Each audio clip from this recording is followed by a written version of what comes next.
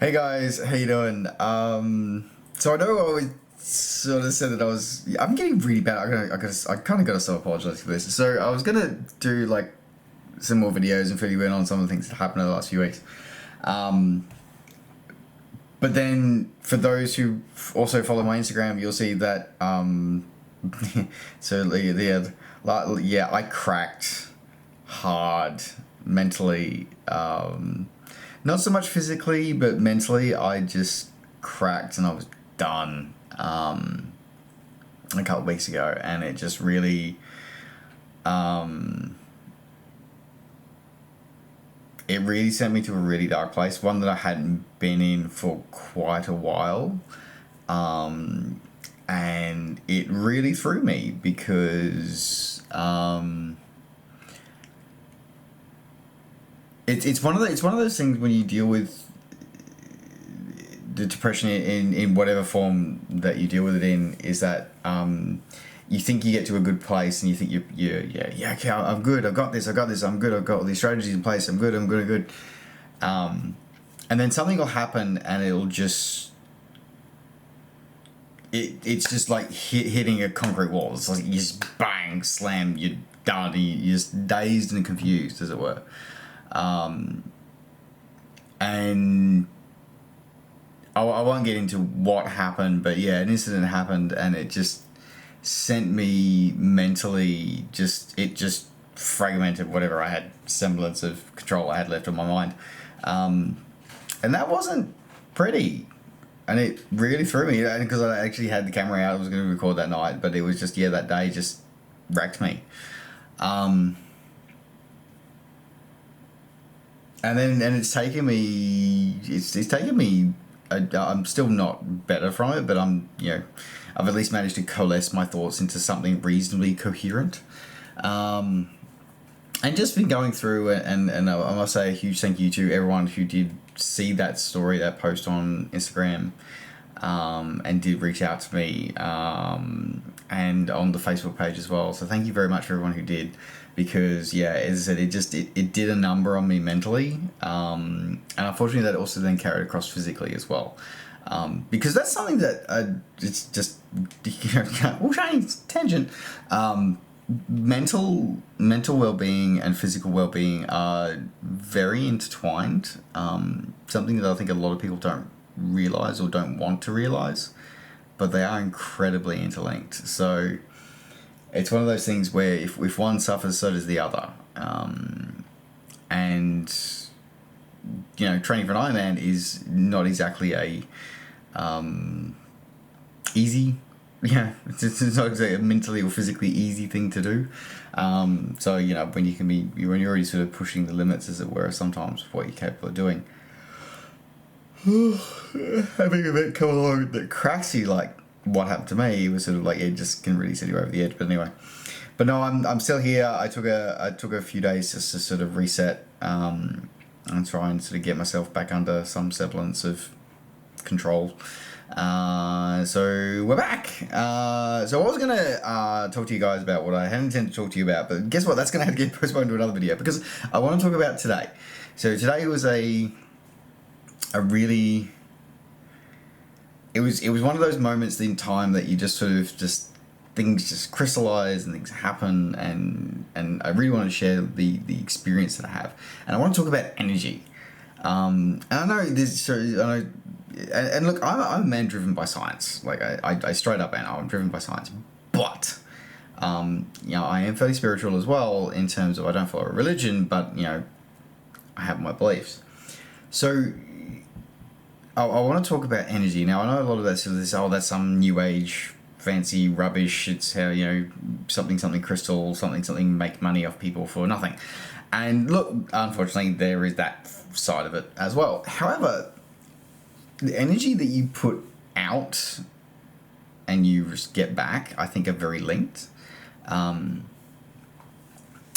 as well as that, sort of about that, comparing that what you do with that energy and how you project it to the world can have a huge impact, even if it's not on anything that you're immediately aware of. So today, I had Yeah, it's been a long day. I had 160. Well, I had 6 hours on the bike, so that's basically 160 k's or more, and then I run off the bike. Patch is still out, damaged, so it's part of today was the one I haven't ridden that long since, last time I was riding around an island in Mexico. But also to see, is it possible for me to do that distance on my road bike? Because if for whatever reason I can't get my TT in order, then I'll be doing this time out on the road bike. So that's been a challenge. Anyway, with all the motivation and various other things that have been going on, I definitely was not in a mood to really do this. But I think of I think we can. See, I say that and now again, oh, shiny. There was a movie, June, which had Sting in it. If you ever see it, it's a cult classic. Terrible portrayal of the novels, by the way. The novels are great, but the movie was terrible link to the. But it's still a cult classic, great movie. So it's feelings of don't feel like fighting. It's like we're feelings of cattle for lovers and cattle, not for fighting. Anyway, moving on. So I get to anyway. So I sort of have to do this ride and then I run off the bike, and I'm really not feeling up for it. I'm not mentally or physically. I don't feel like I'm prepared for it, but I give it a crack anyway. Now, because I'm still a little gun-shy about riding on roads, even 2 years after my being hit by a car, I decided to go do that. There's an area called Fernley Track, which is it's an old railway spur that's 15 k's ish long. It's been turned into sort of a multi-use bike and walking track.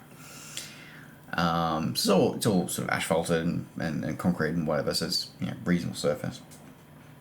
It has its drawbacks because for cyclists, because if you're going fast, then you have issues because of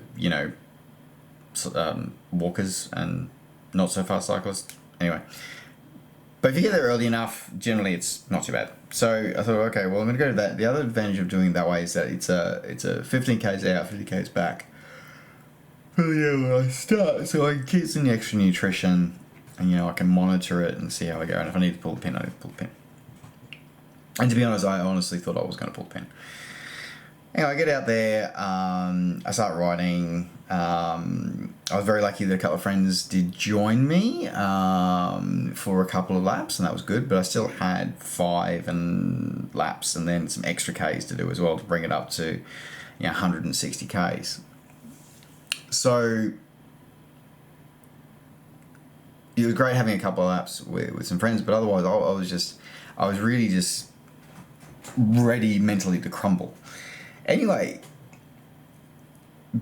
there's a section at the far end of that track near an old train station called Jules. It's a suburb in that area. And recently there was an event called the Fernley 15, which is a 15k running event. I think I've talked about it here. I definitely talked about it on Instagram. Don't know if I talked about it here on the vlog. But there's a running group that I found here in Newcastle when I first came down here called Wooters. And yes, they do use the same logo as the other franchise in America. However, they're about running rather than ladies' chests. So anyway, so I joined this group when I got down here just to find a way to sort of, try and settle in a little bit. So that group is very big. Oh, excuse me. It's quite large. And they're very active in the community. And they were asked to actually man a aid station during this Fernley 15 event a few weeks back. And what basically what happened was I was riding along and I was shattered. I was wrecked. I was on lap 4. And actually no, sorry, I was on lap 3. So I was still with a couple of friends, and I was on lap 3, and I was really kind of umming and ahhing about, do I pull the pin after this one? Like, I really wasn't sure. But as I'm riding along, I glance down, and I see this woot woot, like in chalk written on the path. And of course, wooters, owls, they go woot woot, and they do a little owl eye. That's their sort of signature. So I saw that, and then a few meters further on, I saw this sign, as this again written in chalk on the thing. It says, "You're doing awesome." And I genuinely felt an energy, and I felt excited and actually felt renewed when I saw that. And then, I came back in, because then I said another 2 full laps to go, lap 4 and 5, and then on top of that, I had some extra Ks I had to route to make up to the 160 plus. So I'm seeing this again and again and again. I'm actually feeling energized, and you can actually feel the area was just imbibed with this energy, this positivity from these volunteers, because they're not paid.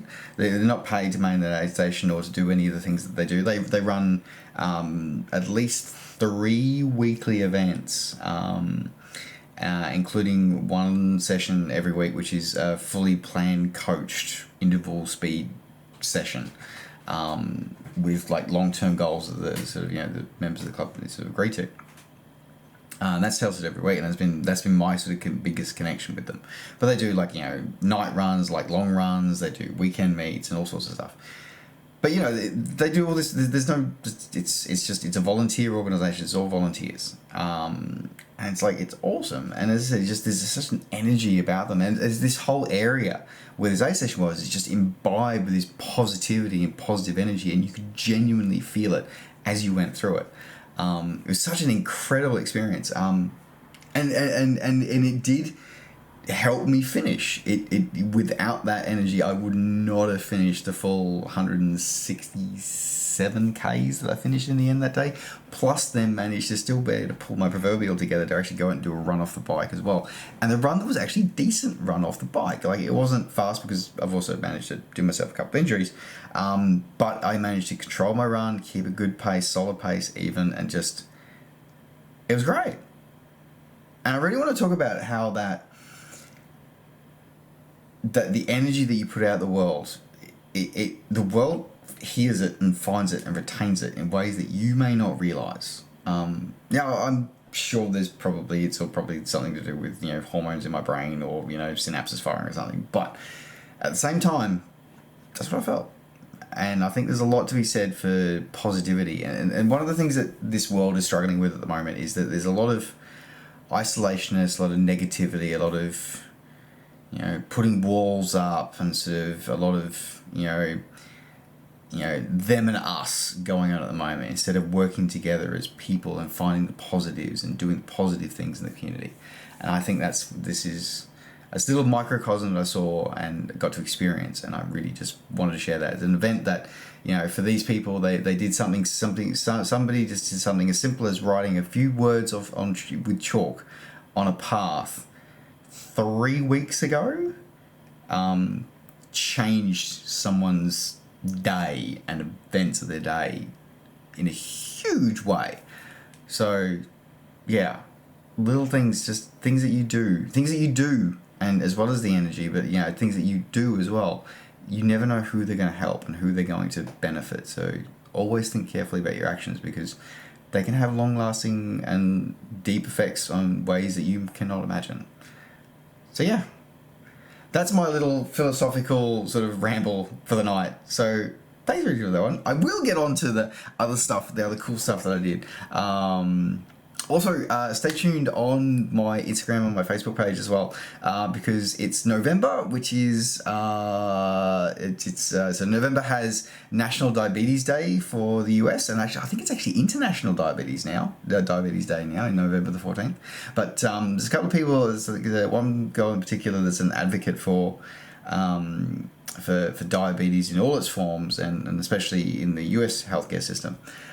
She's created a sort of the month celebrating, using November to celebrate diabetes in all its forms, and she calls it the Happy Diabetic Challenge. It's a challenge to post something every day, So keep an eye on my Instagram, my Facebook page. I'll try and keep up with that. Obviously, there will be some interruptions because I can't have a date with 140.6 miles during that month. But yeah, stay tuned with that too. So, all right. Anyway, that wraps that one up, I think. So have fun and talk to you all soon.